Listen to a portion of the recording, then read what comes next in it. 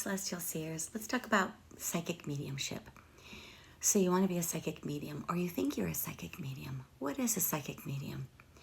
Well, it's a person who has the ability to perceive information beyond the physical senses, especially messages, emotions, or images from spirits, guides, angels, or loved ones who have passed on, or just people who have passed on in general. Today we're talking about psychic mediumship. Here's how the two parts break down. The word psychic refers to an intuitive ability, okay? An intuitive ability to pick up energy. So when I meet someone, I read their energy. If I'm around them long enough, I will begin to pick up on insights, impressions, and even, just things about those people and places that they've been, simply by standing in front of them and reading their energy, because everything is made up of energy. Sometimes I can see the past, the present, and a lot of times I can even see the future without really knowing them very well, and definitely without using the five normal senses, because you don't really use the five normal senses. For those who have a difficult time with words like psychic mediumship, let me just explain that if you are of the religious type, which is fine, if you look in the Bible, all the gifts are in the Bible. And I'm just going to say that clearly because I have friends and I know people who are very concerned about that aspect of psychic mediumship. The gift of discerning spirits is in the Bible. That's mediumship. The gift of speaking in tongues, the gift of wisdom, the gift of prophecy, all of those gifts are in the Bible. So I'm not really sure why religion is afraid of those gifts or don't teach about them. I have my own belief systems about religion, but I'll just leave that for you to decide. Psychic mediumship is something that I was born with. It started when I was about 5 years old. They say that one out of every two people have experienced a spirit, whether you want to believe or whether you want to believe that it was or not. Sometimes people will just wake up, and when they're kind of in an alpha state, half asleep, half awake, they might see a loved one standing in the room, or they might smell a scent of a loved one, or they'll hear something, or they will hear something audibly. I have all five senses. There are even more senses than that, but I like to break them down to the five clairs: the clairaudient, the clairvoyant, the clairaudience, the clairessence, the clairvoyance. And if you look back in my other videos, I break those down even more to help you understand what each one means. Now, when I was 5 and I woke up and I would see people standing around my bed, there were moms, dads, grandpas, kids, and I could see them, and they knew I could see them. That was the difference. They had a very beautiful, brilliant white light around them, and I was never afraid. Now, my son, who is also very intuitive and sensitive, has always been afraid of them and definitely didn't want to see them. And you don't have to. If you don't want it, you can block that out. For me, I delved deep into the study of anything that had to do with metaphysics. And Jesus was a great metaphysician. Metaphysics just simply means out of the physical, okay? So, if you want me to, go toe-to-toe with you on the religious aspects of it, I can just go down the line and share different stories about how Jesus performed metaphysics over and over again. But I think his main message was that you can do these works and even greater works, right? If you have the faith, if you have the knowledge, if you understand. So it's really about you.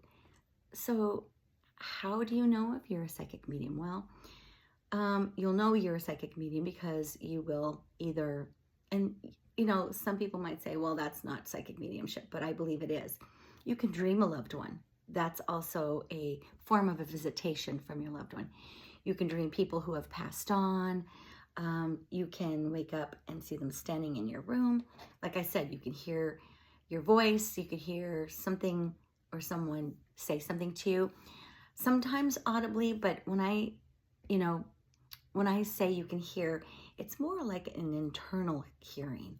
Like if I'm giving a reading, I will hear someone make a statement, like that's not true, or talk about the car, or talk about something that's pertaining to the person that I'm reading. What's really interesting is that I've been a massage therapist and an EFT practitioner, but I went into hospice massage therapy about 10 years ago. And I got to be around those who were passing away. The last person I was with was my mom. And it was really interesting because a lot of times it was just her and I. And if you've ever been with a loved one as they're passing away, you will, and they are open to seeing, they will begin to see their loved ones as they are getting closer to transitioning into the spirit realm. So with my mom, it was my grandmother, and my grandmother first started with, she heard audibly, "Let's go home."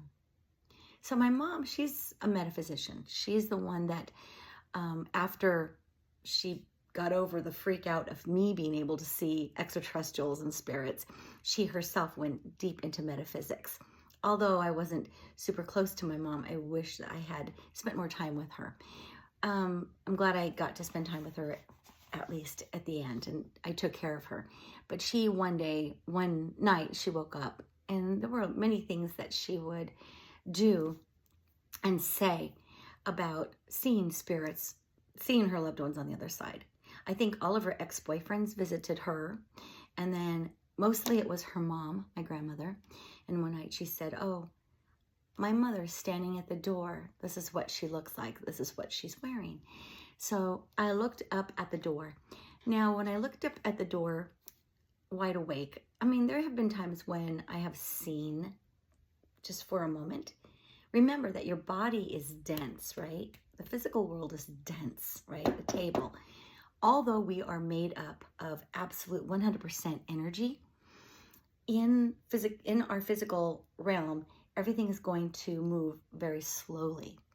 So I did see her, but I saw her in my mind's eye. What does that mean? So when you see someone in your mind's eye, we have a little pine cone. We have a pineal gland, and it looks like a little pine cone, and it's centered in between your ears in the middle of your brain. What is a pineal gland, and how does it affect your third eye? The third eye is what is most commonly called, this right here. In Hinduism and, in other religions, it's called your third eye. But there's a reason for that. In short, the pineal gland is equivalent to the biological regulator for melatonin. The third eye is equivalent to the spiritual vision and intuition connection equal to the pineal gland. Does that make sense? All right. Which may bridge the body, the mind, and the spirit. So basically what I'm saying is that they all work together, right? Giving access to a higher consciousness. That's really all I'm saying. So spending 45 years studying metaphysics, what have I studied to become a psychic medium? Well, I don't advertise. I don't have a website. I work strictly through word of mouth, which keeps me extremely busy. And I just believe I want to be available to those who need me and those who need comfort. That's how I do it. Now, if you want to delve into becoming a psychic medium for a living, there are many different things you can do to practice and to understand how your gift works, and practice strengthening those gifts by doing various and different techniques. For example, psychometry. Psychometry is very interesting. Psychometry has to do with holding an object of someone's object, preferably, a ring or a necklace or something that a person uses or wears often. I wouldn't grab keys. Keys just attract too much energy, and it might confuse you when you start seeing visions or places. Although if you want to use keys, you can. I would use a necklace or a ring or glasses, something that that person wears or has close to them a lot. So what is psychometry? Psychometry is the ability of holding that object, closing your eyes, and interpreting pictures, images that you might see that are connected to that very person. I used to love doing, when I teach, intuitive development for beginners. It's one of my favorite things because I absolutely had no teachers when I was very young, and I was trying to understand and learn what this gift was and whether it was good or bad and how I was going to use it and how it was going to affect me or how I was going to, include it in my life. And if you're at that crossroad yourself, you're at a very wonderful place. You have a clean slate. And a clean slate and an open mind is exactly what you need to understand gifts like these. So when I teach psychometry, I have this, I have everyone take an object from the person that they're working with and just hold that object and spend as much time as you want. When you're new, just spend as much time as you want with that object. And it's really important that if you are giving a reading or you're practicing, that the other person does not say anything at all. I cannot stress to you how much that compromises the reading and how much it can affect what it is that you're trying to pick up. When I walk into a group, when I do a group session, and I do them often, I pass out paper, I pass out pens, and I ask them to do one thing. Please do not tell me anything until I am done, okay? Because it's really important. Number one, it compromises the reading. If you tell me, well, then I don't need to tell you. You've already told me. Two, it can put thoughts and ideas in my head that will confuse the messages that I'm actually getting from the other side, okay? There's no really other side, but that I'm getting from the spirit realm, okay? So that's very important. So you hold the object and you can practice this with a friend. And hold an object, and object that maybe, a ring, a necklace or whatever. Hold it in your hand, close your eyes, and then just kind of meditate and concentrate. And give yourself a good, if you're new at this, give yourself about 15, 20 minutes. And then start writing down on a piece of paper things that you see. You're going to see some very random things. Don't worry about it, okay? Because as you become more and more in tune with the images and visions that you see, you are going to also be able to kind of intuitively know how to connect those two items. For example, you're holding your friend's ring and you see a tire. You're like, a tire? What does that have to do with anything? Write it down. Then you see a building, write it down. Then you see a bird, write it down. Then you see a place, write it down. Then you see a person, write it down. Write everything down, because the one thing that I have learned as a psychic medium is that when images are being downloaded to me from spirit realm, from a person, from, the energy of the universe or whatever, I'll get something and I don't take it for granted, because it will most definitely, they will find that it is connected to them in some way or another. Now, this is called psychometry. So, for example, I was reading someone and, let me use an example. I can't use names, but I kept seeing a train, right? A train. And this friend of mine had lost someone that they loved, and a train was very significant to and connected to both his mother, especially, and him. So, but if I'm sitting there, now I wasn't practicing psychometry at the time. I was just giving a mediumship reading, an intuitive mediumship reading. But if you're holding someone's, an object of someone, and you get, images and pictures, don't underestimate what you get. Write it down.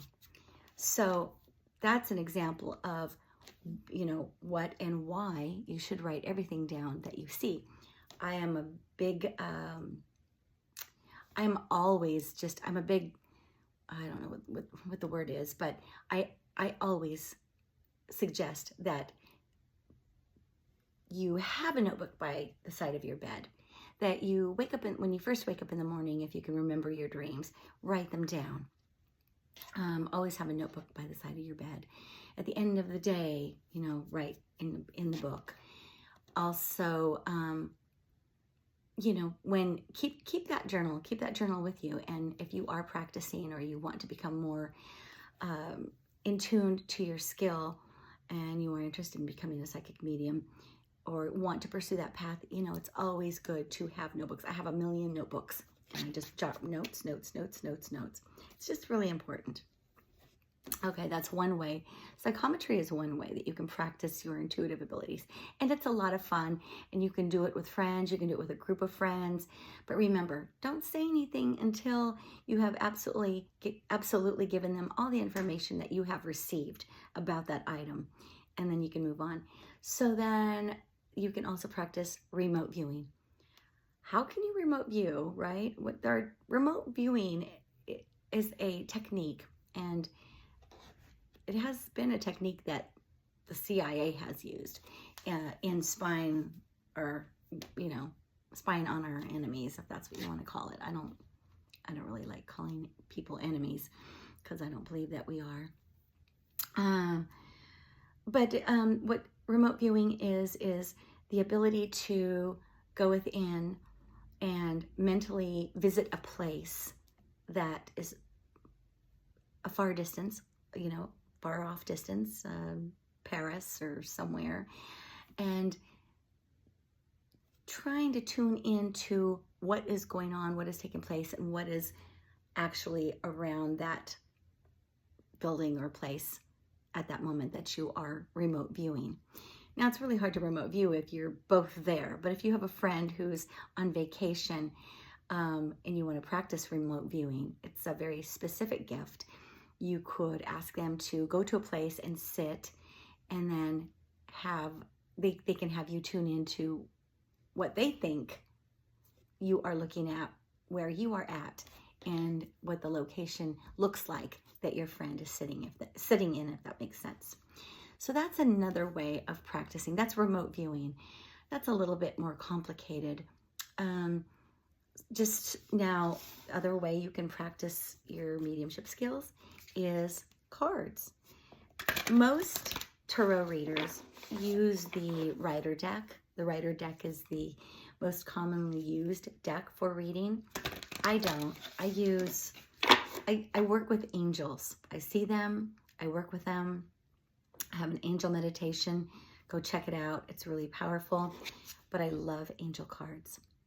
Now, using angel cards, it comes with a book, and it tells you what everything might mean. I don't look at the book. I don't necessarily even need the cards for the most part, but I think the cards are very important if you have an opinion, if you already have an opinion about someone or something. You could be absolutely wrong, just an opinion. Now, if you have a gut feeling, that's different. That could be correct. But with angel cards, what I simply do is I ask the question while I'm shuffling the cards, right? And then I, just shuffle them until I feel like I'm done shuffling them. I split them in 3, and then I start reading a card, and I might pick up a card, and it might say new beginnings, okay? New beginnings could mean a lot of things, right? But if you're tapping into your intuition, and that person or you have asked a specific question, it could be that not just that they're starting over in their life. It could be a lot more detailed than that. It could be, and this is where your intuition, your third eye, your empathic abilities, and your psychic mediumship comes in, because you'll pull this card and you'll focus on it for a moment, and something else might pop into your head. Like, I think you're going to get a new job. I think a new job is on the way, which is something I'm hoping myself. Or I think that you might be starting a new business. I think that you might be starting a new mindset. Have you, been thinking about meditation or exercise, or it could be anything. But the most important thing is that you tap into your own intuitive abilities and practice. Just practice, practice, practice, practice. I can't tell you how important it is to practice your intuitive abilities if that's what you want to do. So when my mom was passing away, she said, I see your grandmother there. And I looked up and I could see my grandmother in my mind's eye. That's where we got off on the pineal gland, right? It acts as a lens. It acts as though it has a lens, a cornea, and a retina. I have the ability now to see them in my mind's eye, but not see them in 3D, like you're seeing me. I can see spirits in 3D when I'm in an alpha state, which is half asleep, half awake.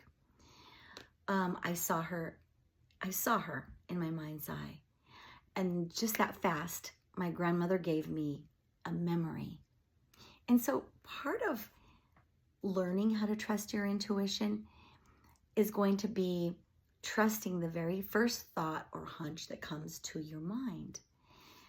A lot of times you'll get something and you'll say, oh no, that's not it. That is it. So when I saw my grandmother in my mind's eye, she gave me that memory. It was a very strong memory. And I instantly started crying. It took me right back to that very moment when I was 5 years old. And every time I would have to say goodbye to my grandmother, she would open up this tin can, which I still have, this like little tin jewelry box, and she would pull out a hanky. And she would give me a hanky. And I was so attached to my grandparents. I mean, literally, I would cry for 3 days straight. But she reminded me of that. She just brought that memory into my mind. And it was so beautiful. And I cried. And as my mother was passing, I knew she was passing. And I was talking to her.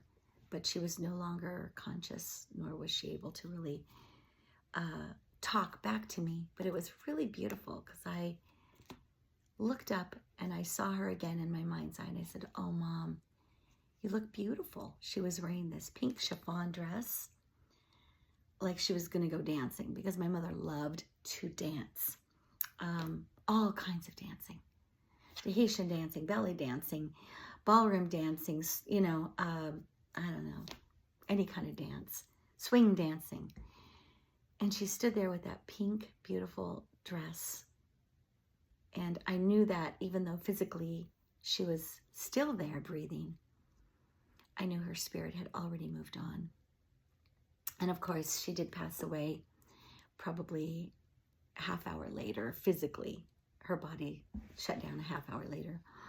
But while the hospice nurse was there and my sister was there, I heard her off to the left of me. She was standing there, and I heard her say, I can't believe that's me. Is that what I look like? It doesn't look anything like me. That's my mother. That was my mother and her sense of humor. The other thing she did was, before she passed away, she kept talking about these lights, and she'd say, there are supposed to be 7 lights. And I'm like, okay. She goes, and I only see 3. And sometimes I see 2, and sometimes I see 6. And there are also people standing there, and they're in jumpsuits, kind of like from a different realm, maybe. She also had extraterrestrial experiences, as I have. So I don't know. I really couldn't tell you what they were. So after she had passed away that night, I wanted to stay in the house, and my sister stayed there with me. And we both crawled into her big bed, and we fell asleep. It wasn't too long after I fell asleep that she woke me up. And she said, look, this is what I was talking about. She showed me the 7 lights. And I said, oh, Mom, they're so beautiful. But I was so tired. And I laid back down. She woke me up again. And she said, look, mija, look how beautiful they are. Mija is daughter in Spanish. She says, look how beautiful they are. 7. I said, wow, Mom, they are. They're so beautiful. So, yeah, my sister never woke up, which was really interesting. Later on, I was kind of pondering about the number 7. Well, incidentally, because I also study numbers and numerology and astrology, the number 7 is the number of completion. It's a really good number. I mean, all the numbers are good. And then I understood, okay, 7 was the number of completion. Now, what's really crazy is that I have a picture of my mom and I. And my mom is very metaphysical, and I've seen her many times. I talk to her all the time. I can talk to her anytime I want. I dream with her. I dream with her and my sister, although my sister doesn't really like talking much about it. Well, one morning I woke up and I had to laugh because I had been dyeing my hair, and I thought I was going to dye it red, but it kind of turned out purple. Well, I woke up. I'm going to have to show you this picture. This is what my mother did from the other side on this picture. Hold on. My mother colored her hair. I did not do that. This was my mother when she was still alive. And as you can see, the 3 lights on top of her head, which I discovered later and thought, oh my gosh, these lights have been with her for a while. Look at that. She colored her own hair. And she was telling me from the other side, yeah, I like that color. It's a pretty color. I didn't really care for it much in my hair. The other thing that happened, and I wish I would have taken a picture of it, is I have an older daughter who I tried really hard to, she's she has decided she does not want me in her life, which is very heartbreaking. And I accept it. She's angry at me. It's a long story, but both her and her brother just have decided they do not want anything to do with me. I don't know if it's because I'm so different. I don't know. They were raised very differently with their dad and their stepmother. I'm not going to go into that, but I was pretty sad. I was pretty sad, pretty distraught actually for about a week after that. And I woke up the next morning, and I kid you not, there was a black tear that ran from the corner of my mom's eye down to her cheek in the shape of a tear. And what she was telling me is that she was, she was there. I get really emotional when I talk about this because, she and I were, like I said, not always that close, but towards the end, we got closer. Anyway, I just wanted to show you that and share that with you, that even from the other side, that's the other thing. Even from the other side, your loved ones will send you messages. Sometimes they come in the form of a feather. Sometimes they come in the form of a penny. Sometimes they, if you're giving someone a reading. And I just have to say this, that if this is something that's in your heart and something that you really like to do, and that it really is a part of who you are, like it was me, it's been a part of me since I could remember, age 3, age 5, I don't know. Have fun with it. Just practice. Practice as much as you possibly can. People, I've been asked, like, why mediumship? Why would you want to do that? Well, I'll tell you what. During COVID, when I moved from California to Kansas, I received so many calls from people who have lost loved ones from COVID and other things that just needed comfort. People I didn't know. And although I had never done a reading through FaceTime, I didn't really want to. I decided that it was really important for me to be of service to these people and give them peace of mind. And I did. And all I can tell you is that this gift is definitely a gift from God. It's a gift from God in his universe. It's something that's in me. It's who I am. And I've studied it for an awful long time, spiritually and scientifically. All I can tell you is that I do it to provide relief and comfort to those who have lost loved ones and who are still here on earth and just want to know that their loved one is okay. One of the most profound readings I did was about a year ago. A young lady lost her son. He shot himself with a gun. He was 12. So the first person that came to me was actually her sister. And of course, I can't even imagine how distraught her mother was, or her sister was, because that's who lost her son. And I gave the sister a reading. And all I can tell you is that that young man came through so brilliantly, so beautifully, and so joyfully, and gave me information that I could possibly not know. I had never met this person. And that's the thing. I had never met this lady. And this is how this gift works. Well, a year later, the sister called, the one who lost her son. And I was able to give her a reading. Actually, I gave her 2 readings. I gave her a reading. It was very emotional, very beautiful. I think it was maybe like a year and a half, 2 years after her son passed. And then like 6 months, a year later after that, I gave her another reading. Now, people ask me about reincarnation all the time. Like, do you believe in reincarnation? I don't know. I don't know about that because I always say, whether it exists or not, try to live one life at a time. And I try to live one life at a time. I try to live this life at a time. But her son told me something very interesting when he came through.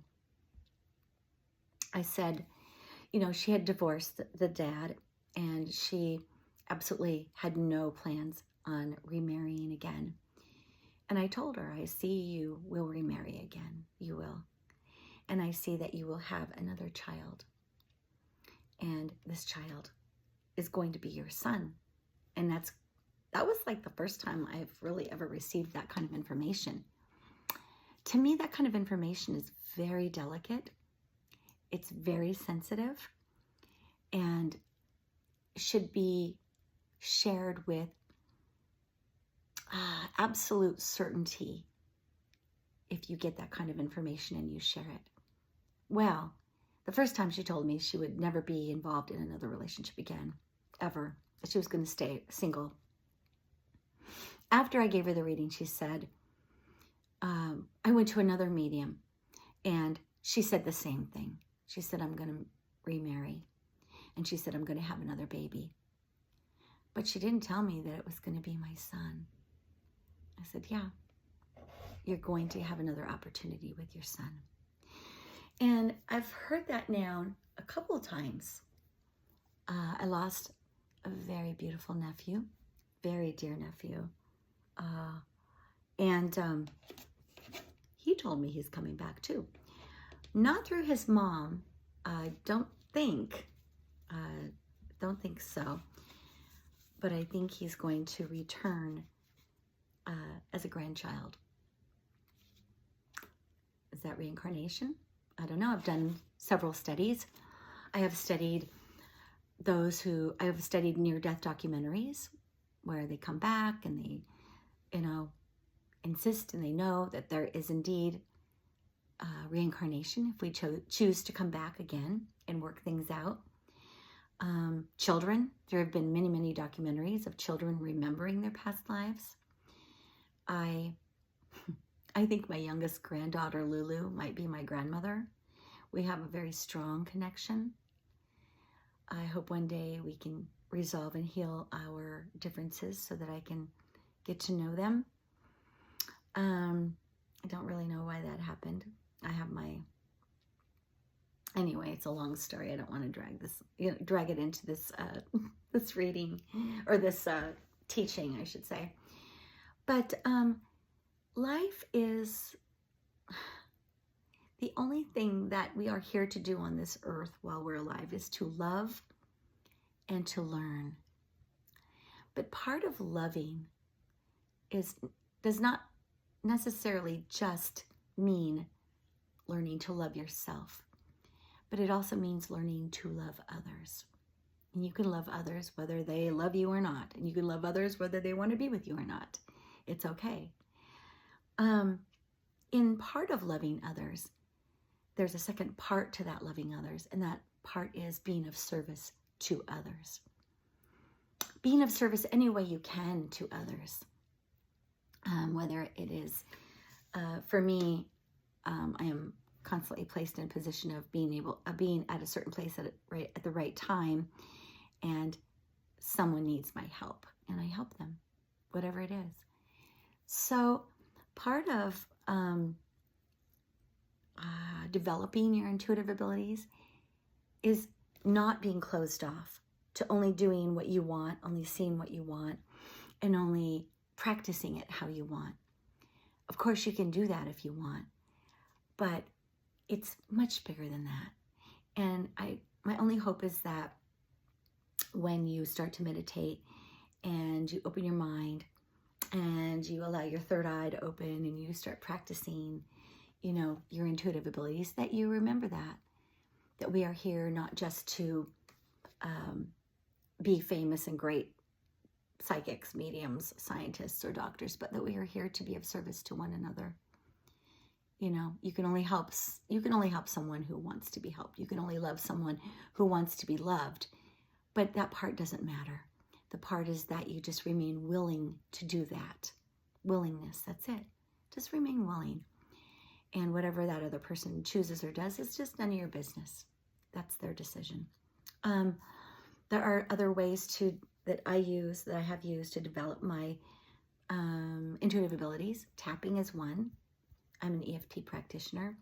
You can tap and, open up your chakras that way. We have 7. That's kind of along the lines of Indian Buddhism and, that nature. So I don't really delve into the studies of that, but I do believe that they are there, and they're there for a reason, because everything is connected after all. I love listening to frequency waves.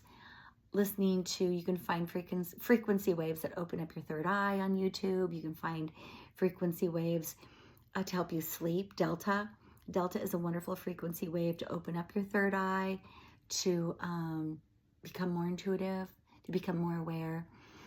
And my strongest suggestion is to stay open and be open to the endless possibilities of what the universe, what God, and what nature and Mother Earth is trying to tell you. There are messages everywhere. And that's the whole idea of, that's the whole thing about keeping a notebook. You want to keep your notebook so you can write them down. Or if you want to put them in your phone, I guess you can. Writing is more powerful because there's a connection from the subconscious to the heart when you write. But just stay aware and stay open. The last but most important thing I need to teach you about opening yourself up to mediumship is protection work. So the reason I don't do asylums or graveyards is because you will have what you call spirit attachment.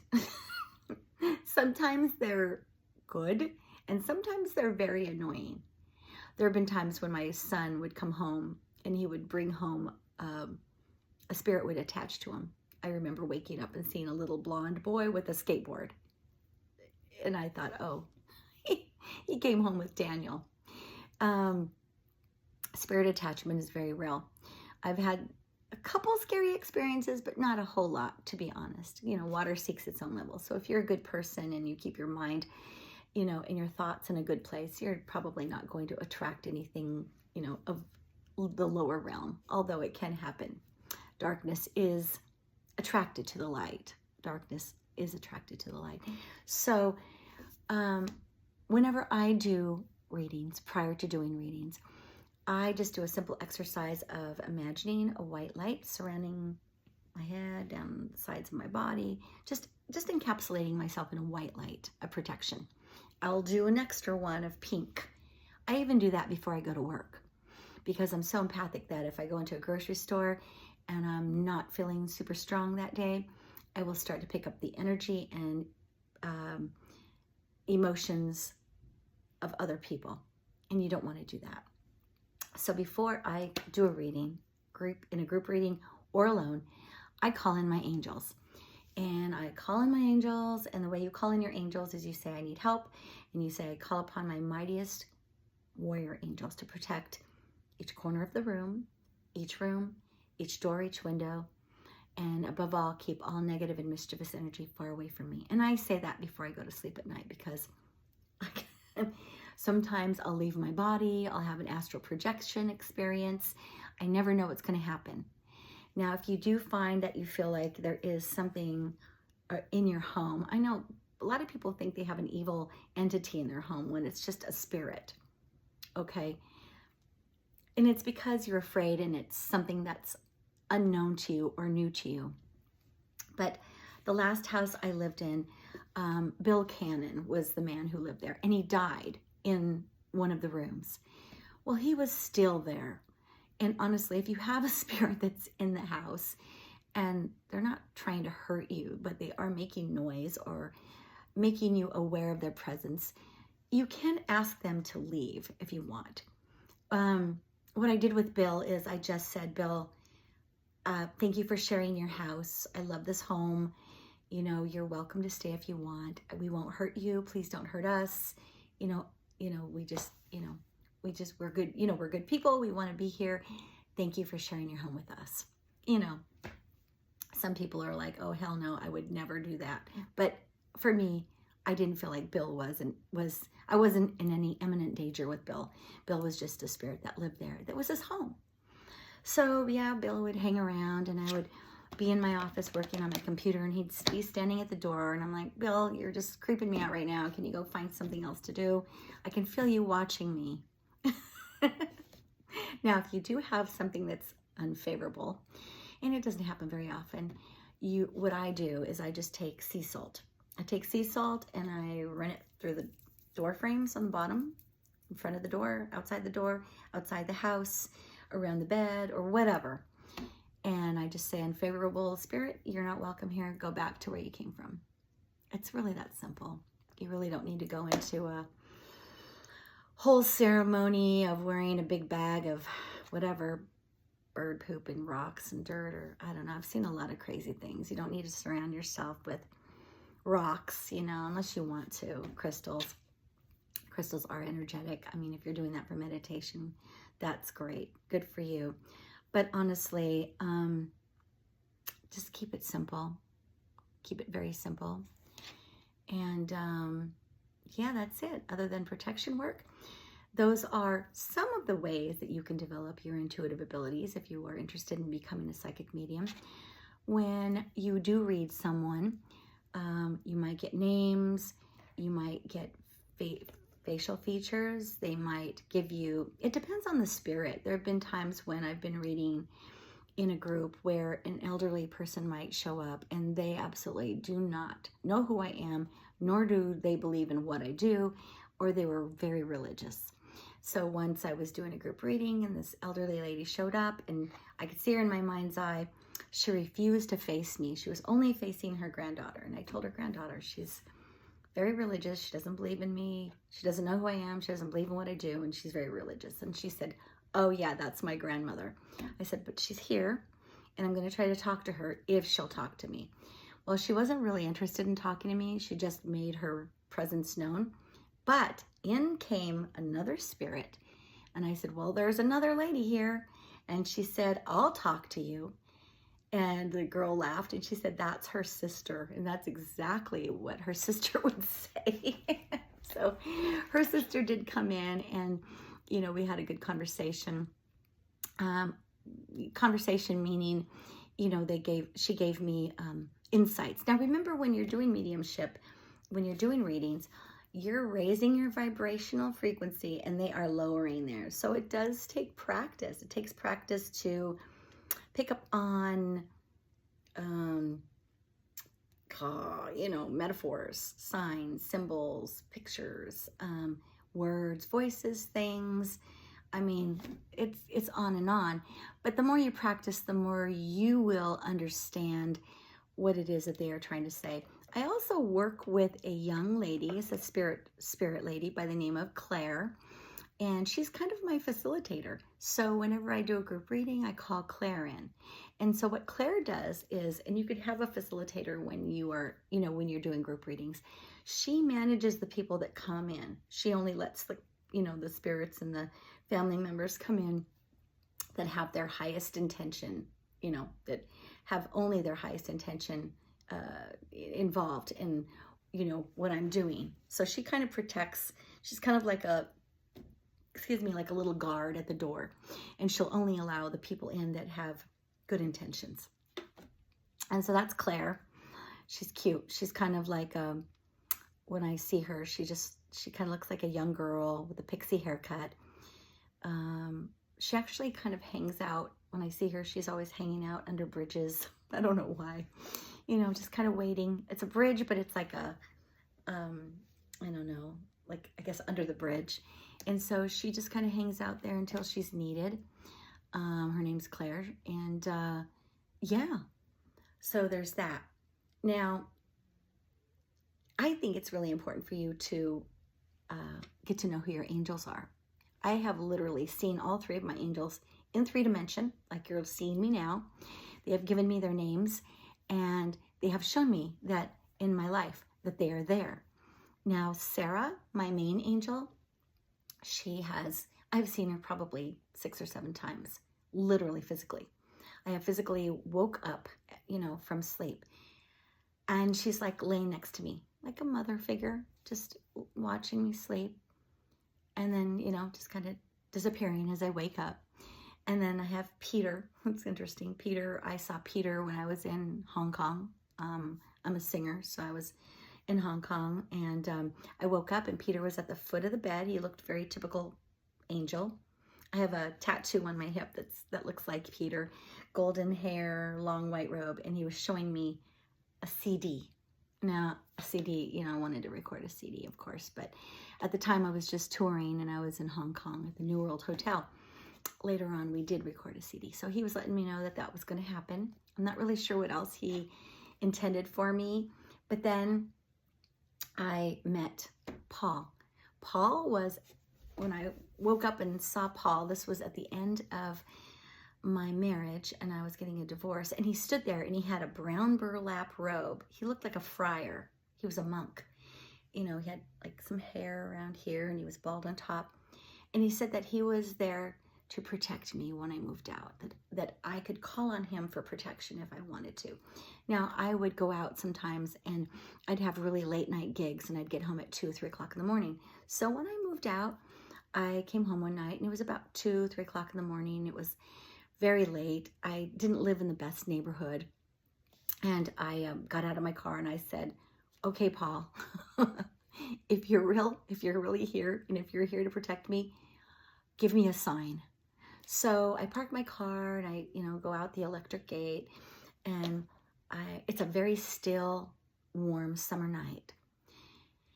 And I'm starting to walk down the sidewalk. You know, it's kind of a ways from the garage to my front door, the front door of my apartment.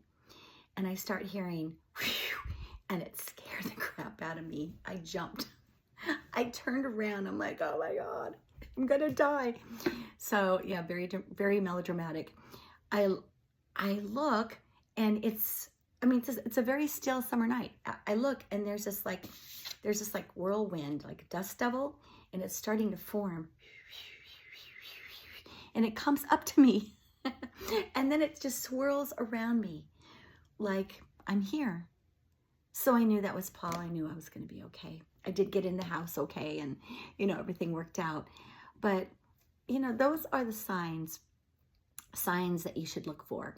The signs are not always going to be super obvious, but what I can tell you is that if you just keep a notebook, again, I'm a big notebook person, or write it in your phone, all the experiences that you've had that you think might be signs from the spirit world, from the spirit realm, from God, from your angels, you know, from your guides, definitely write them down.